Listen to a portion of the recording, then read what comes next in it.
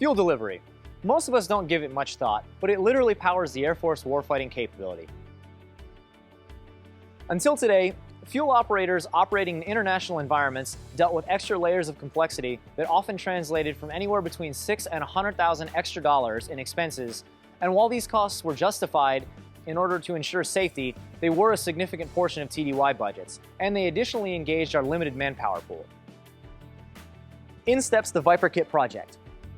Our project can be described as a self-contained servicing platform built from the ground up, both to accommodate non-waiverable safety requirements and also significantly reduce the cost both in terms of dollars and personnel servicing the operation.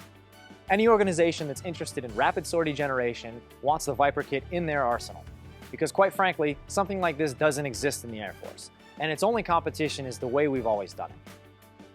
Our Viper Kit team has over 40 years of military fuels experience.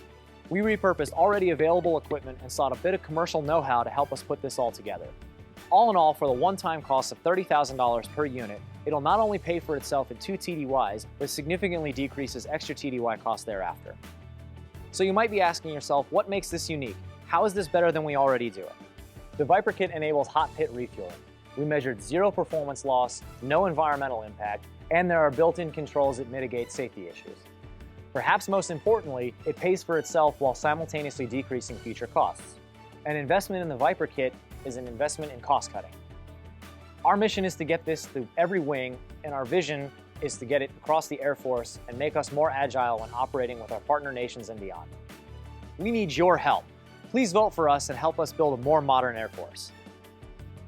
My name is Timothy Peters, and I'm from the 52nd Fighter Wing. We're asking for your vote to help supercharge this innovation.